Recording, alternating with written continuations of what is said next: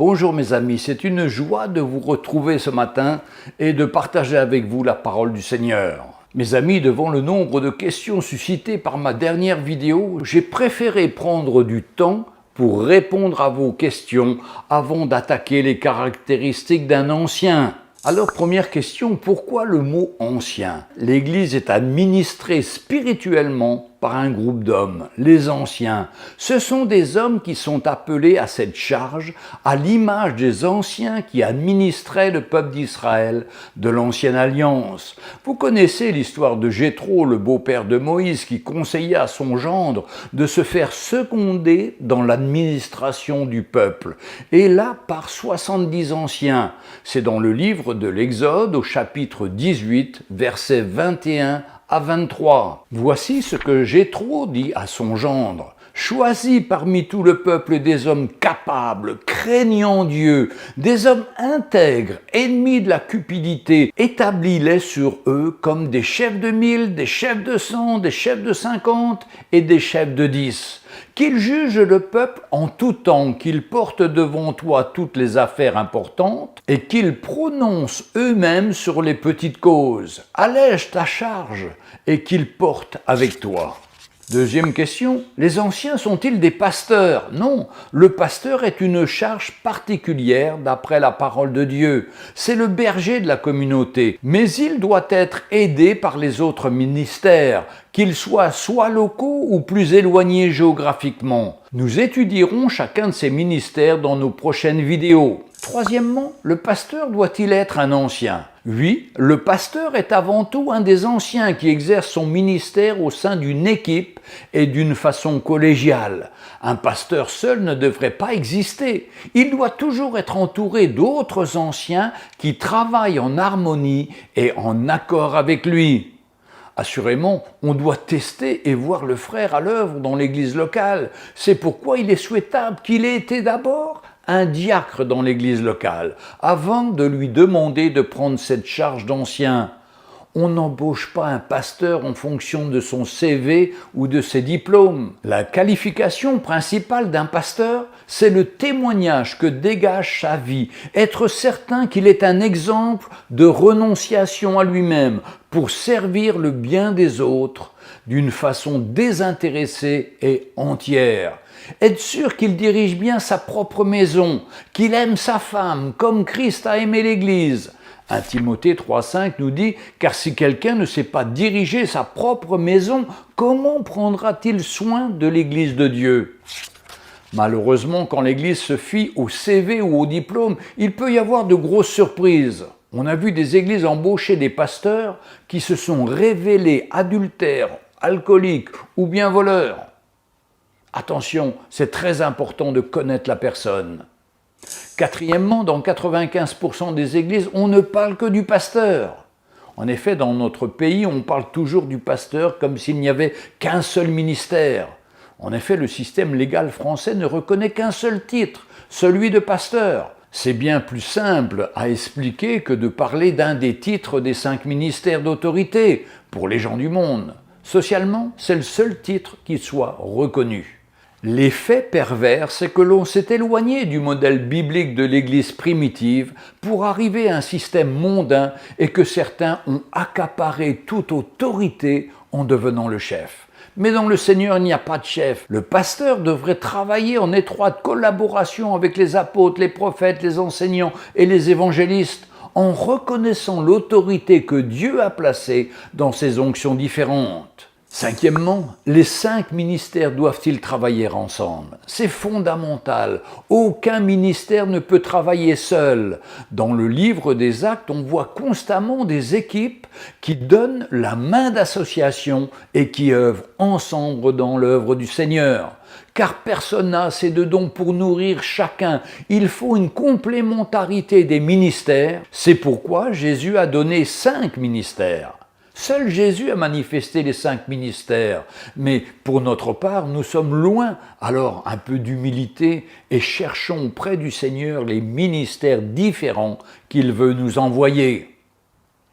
Éphésiens 4, versets 7 et 8, « Mais à chacun de nous, la grâce a été donnée selon la mesure du don de Christ. C'est pourquoi il est dit, étant monté en haut, il a emmené des captifs et il a fait des dons aux hommes.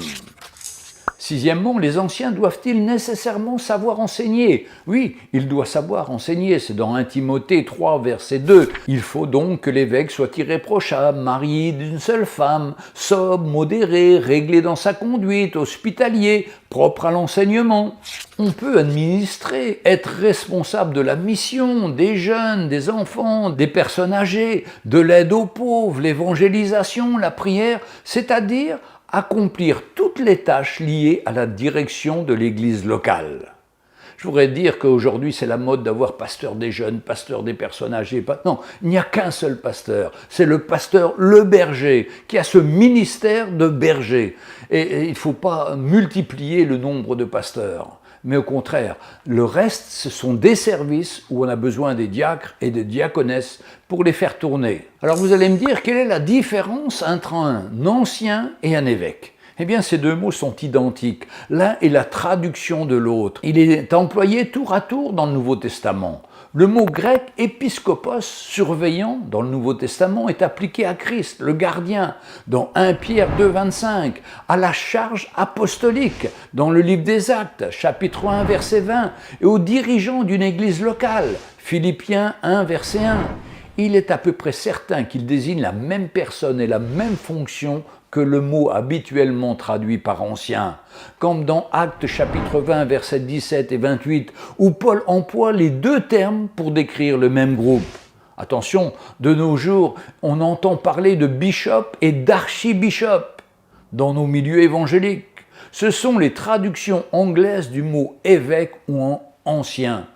C'est une nouvelle mode qui est venue pour faire croire que ce sont des hommes plus importants, des super pasteurs. C'est une tromperie des hommes pour paraître plus importants. J'en ai rencontré très souvent dans mes voyages en avion, avec la crosse épiscopale, avec le chapeau, l'anneau au doigt ou une bague avec plein de diamants, habillés de couleur pourpre, imitant ainsi la hiérarchie catholique. C'est vraiment un déguisement de mauvais goût qui n'impressionne que les naïfs. C'est en réalité une grande mafia qui s'autoproclame bishop et qui s'associe avec d'autres bishops pour montrer leur unité dans l'égarement. Fuyez ces gens-là, rien à voir avec ces vrais bergers qui ont un cœur selon Dieu. 8e question, pourquoi les anciens doivent être plusieurs et se soumettre les uns aux autres? Eh bien, pour la protection de l'Église. C'est l'Église du Seigneur. Un homme seul risque fort de dévier un jour. Travailler dans un corps d'anciens est une garantie de sécurité pour le peuple de Dieu et pour l'ancien lui-même. C'est le devoir de chaque berger de veiller sur le troupeau de Dieu qui lui a été confié. Pas de relation émotionnelle ou malsaine entre les bergers et les brebis. Oui, j'insiste aussi sur ce deuxième point, la protection de chacun des anciens, afin que personne ne prenne seul la direction, mais qu'il y ait toujours un partage et une prise de décision commune.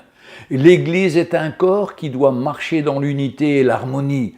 Personne ne doit s'approprier ce corps, mais respecter chacun et veiller au bien de chacun. Chaque ancien doit être un modèle du troupeau, un exemple de consécration pour chacun, exercer son ministère avec joie et détermination. Alors vous allez me dire, 9e question, comment devient-on ancien? Trop souvent, quand des gens veulent prendre des responsabilités dans les églises, ou qu'ils terminent leurs écoles bibliques, ou qu'ils sont depuis longtemps dans cette église, ils veulent être anciens. Cela ne devrait pas être. Cela ne veut pas dire qu'ils ne peuvent pas servir le Seigneur dans les services, mais il y a les services dans l'Église ou autres, et non dans un ministère d'autorité, car c'est avant tout un appel qui n'a rien à voir avec les capacités naturelles. Cet appel est remarqué sur le long terme par le peuple de Dieu lui-même. La nomination ne fait qu'entériner une onction qui est devenue évidente pour tous. Cette onction se caractérise avant tout par un grand amour du peuple de Dieu. Pour ma part, je vous ai déjà raconté mon histoire dans la vidéo « Dans quel type d'église le chrétien devrait se retrouver ?» Donc vous pouvez cliquer sur le lien qui va apparaître au-dessus. Mais en dehors de toute mon histoire d'être devenu un ancien, Quand j'ai rencontré le Seigneur en 1971, cela a été un tel bouleversement dans ma vie que je n'avais plus qu'un souhait, le servir et être son instrument, quel que soit le prix à payer ou les obstacles que j'aurais à traverser. Je savais que je voulais le servir et l'honorer, lui, mon Sauveur et Seigneur. Je suis certain que le Seigneur a conduit ma vie depuis ce jour, du 15 mai 1971 jusqu'à mon dernier soupir, bien qu'il m'ait permis de faire des expériences souvent très douloureuses. Mon premier pasteur a fini en prison pour abus sexuels sur une enfant handicapée. Et d'avoir malgré tout cela vu et ressenti la grâce du Seigneur me garder et ne jamais m'abandonner, me relever et m'encourager à aller toujours plus de l'avant. Puis un jour, j'ai enfin trouvé, et c'est ce que je veux partager avec vous. Nous avons dû quitter une église de 1200 personnes et recommencer à zéro avec un tout petit groupe de 22 personnes. Mais là, nous avions le modèle et l'équipe qui, bien que n'étant pas du même pays que nous, ils nous ont soutenus, ils ont prié, ils nous ont aidés à relever une église forte suivant le modèle biblique. Nous avons été moqués et persécutés par d'autres églises qui d'ailleurs ont disparu depuis. Nous avons recommencé en 1990 et aujourd'hui nous sommes 3 églises dans des lieux géographiques différents et nous travaillons ensemble et gagnons des âmes. Nos églises ne sont pas parfaites car nous, les hommes, serons toujours imparfaits. Mais c'est certain que l'œuvre de Dieu va continuer et se transmettre aux générations futures. Et surtout, si Jésus revenait, nous sommes assurés qu'il viendra nous enlever avec lui dans sa gloire. Pour cela, nous encourageons et veillons à ce que chacun de ses enfants marche dans la sanctification, dans l'attente imminente de son retour. La semaine prochaine, nous parlerons des qualifications des hommes appelés à être des anciens. Si vous avez apprécié cette vidéo, n'hésitez pas à mettre un pouce en l'air et si vous n'êtes pas encore abonné, abonnez-vous et comme ça vous recevrez les prochaines vidéos.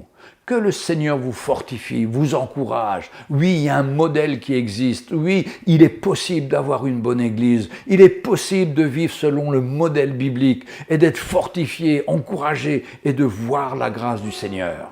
À bientôt.